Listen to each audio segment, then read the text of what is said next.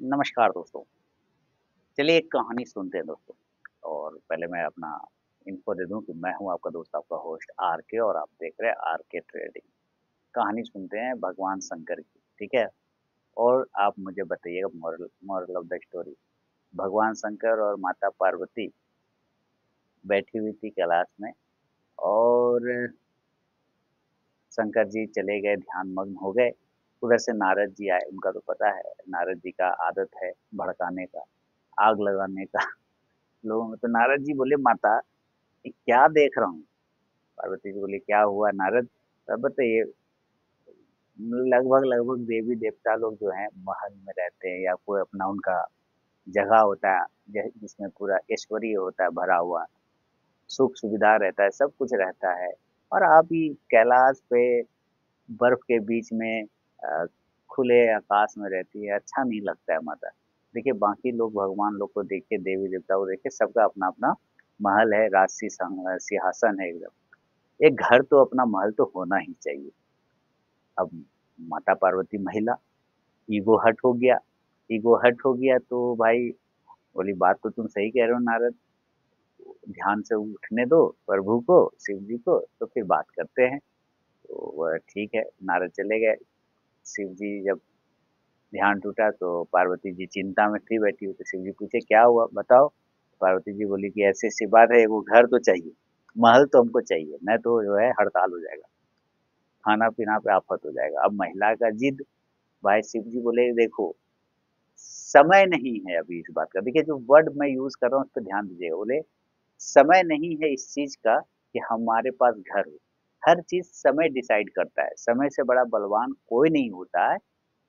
समय के आगे सब फेल हो जाता है। तो माता पार्वती बोली, अरे हम लोग भगवान हैं भाई, आप ईश्वर हैं, भगवान हैं, आपसे बलशाली कौन है? समय की क्या बिसात जो आपसे पंगा लेगा? आप तो समय को बदल दीजिएगा, समय के चाल को बदल दीजिएगा। अगर आप चाल लीजिएगा तो आप एक महल नहीं बना सकते, घर नहीं बना सकते। उन्होंने समझाया कि देखो पार्वती, समय के आगे किसी का कुछ नहीं चलता। जिस दिन समय होगा, जिस दिन टाइम आएगा, उस दिन अपना घर भी हो जाएगा। अभी समय चाहता है कि हम यहीं पे रहें, खुले आकाश में रहे। बोले ना ना, घर तो चाहिए। ठीक है। माता पार्वती के जिद पे प्रभु ने महल का निर्माण करवाना शुरू किया। करवाते करवाते महल बन भी गया। जब महल बन गया, माता पार्वती खुश कि भाई अब चलो इसमें रहा जाए, है कि ना? अब रहा जाए इसमें।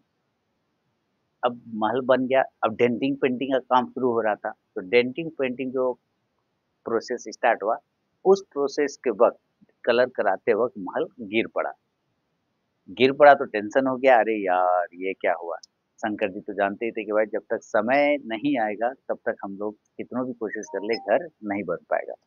माता पार्वती बोली, नहीं नहीं, ऐसा वैसा कोई बात नहीं है, इस बार ध्यान रखेंगे, आप फिर से घर बनाइए और इस बार पूरा व्यवस्था कर लेंगे।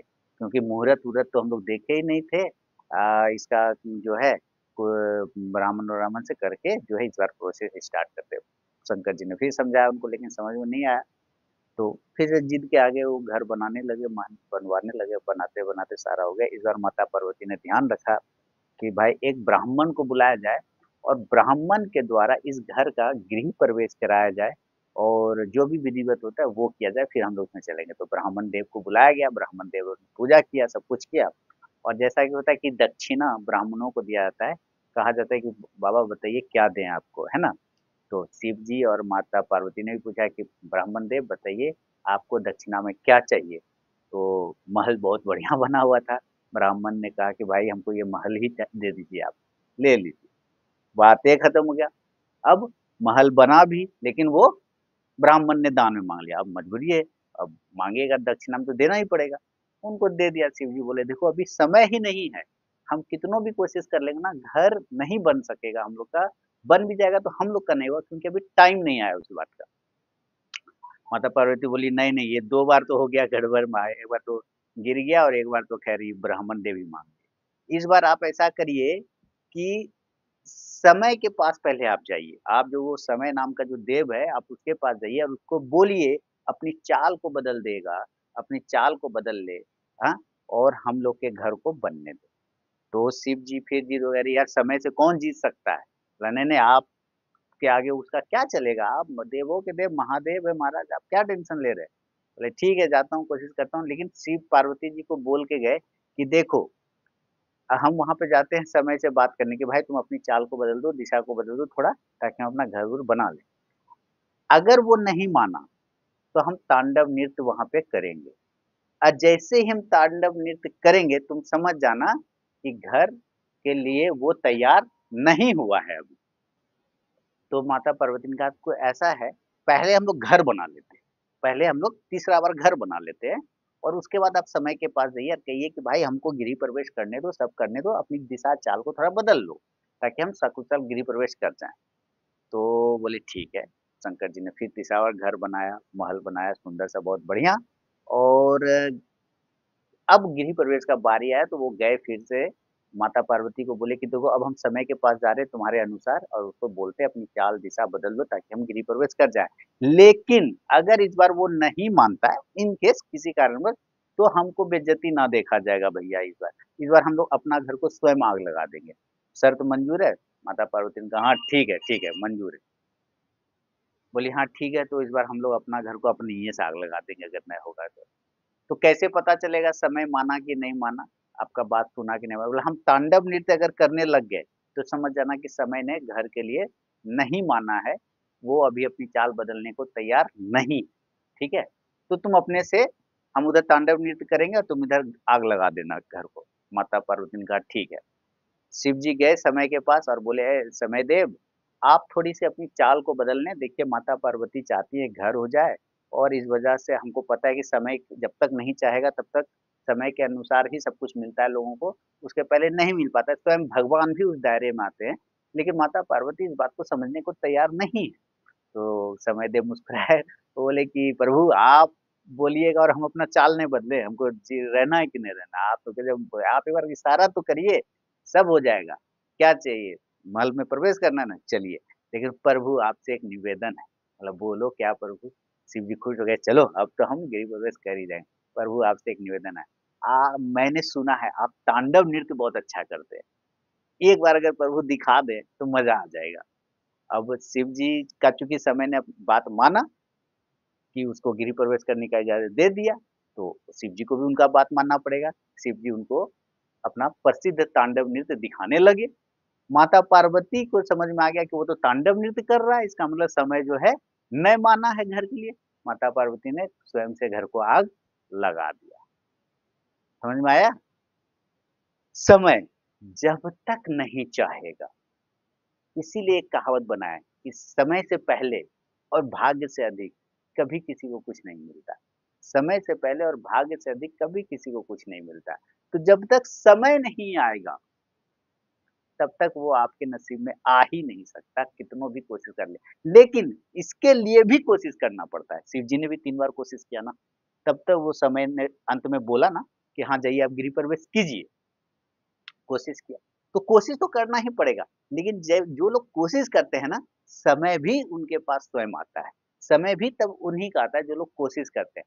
बिना कोशिश किए समय से पहले ऐसे भी कुछ नहीं मिलता है और जब तक टाइम नहीं आ जाए तब तक तो लाख कोशिश कर लें, आप एडिशन की तरह 1000 बार बल्ब बनाने का कोशिश करेंगे, बल्ब नहीं बनेगा। लेकिन 1001वाँ बार उन्होंने ट्राई किया, बल्ब बन गया। लेकिन 1000 बार वो कंटिन्यू ट्राई करते रहे, ऐसा थोड़ी कि उन्होंने ट्राई करना छोड़ दिया।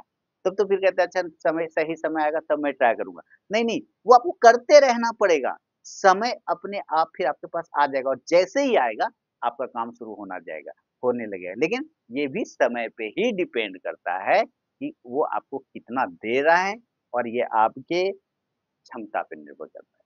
इसलिए जब स्टॉक मार्केट की बात होती है ना, कहता है मैं पूरा लूँगा प्रॉफ़िट, तो मैं कहता हूँ मूर्ख है। जो बंदा ये बोलता है कि मैं पूरा हसोत लूँगा, मैं पूरा ले लूँगा। पूरा तो कोई ना माने वो जो नहीं होते हैं वो जिसके लास्ट में बा और शुरू में बा और लास्ट में टे आता है, वो भी पूरा नहीं ले पाए। जिसके शुरू में रा और लास्ट में ला आता है, वो भी पूरा नहीं ले पाए। कभी कोई पूरा नहीं ले सकता है मालिक, छोड़ना ही पड़ेगा। छोड़ना ही पड़ता है, छूट ही जाता है। इसलिए आप भी पूरा समेटने का कोशिश मत कीजिए, क्योंकि कोई नहीं समेट सकता। जितना मिल रहा है, वो आपका नसीब है, वो आपका किस्मत है, आपका मेहनत है और आपका टाइम है, आप उसको ले लीजिए। अगर आप उस टाइम पे नहीं ले पाए, तो वापस वो चला जाएगा, वापस चला जाएगा, है ना? जैसे देखा, शिव जी ने क्या बोला कि भाई मैं तांडव नृत्य करूँगा तो समझ जाना उसने नहीं माना और वो मान गया समय, लेकिन उसकी इच्छा क्या थी कि मुझे एक बार तांडव नृत्य दिखा दीजिए तो मन खुश हो जाएगा। लीजिए, अब वो तांडव नृत्य करने लगा उसको खुश करने के लिए, इधर माता पार्वती समझ गई वो माना नहीं। जो चीज़ नहीं मिल सकता है वो नहीं मिलेगा, आप लाख माथा पटक लीजिए, लेकिन इसके लिए भी कोशिश करके देखना ज़रूर पड़ता है। एक ट्राई बनता है, एक बार ट्राई तो किया जाए, मेबी क्या पता। अब लोग कहता है ना भगवान भरोसे मत बैठो, क्या पता भगवान तेरे तुम्हारे भरोसे बैठा हो, दशरथ मांझी साहब ने कहा था। तो आपको कोशिश तो करना पड़ेगा। धीरे-धीरे आपको खुद पता चल जाएगा ये मेरे बस का है कि मेरे बस का नहीं है। ठीक है? लेकिन इसके लिए भी आपको अभ्यास, इसके लिए भी आपको सतत प्रयास करते रहना पड़ता है। तो उम्मीद है ये मोरल ऑफ द स्टोरी से आपको और भी जो कुछ सीख मिला है, मुझे कमेंट सेक्शन में ज़रूर बताइए। मिलता हूँ नेक्स्ट वीडियो में, तब तक के लिए बहुत-बहुत धन्यवाद।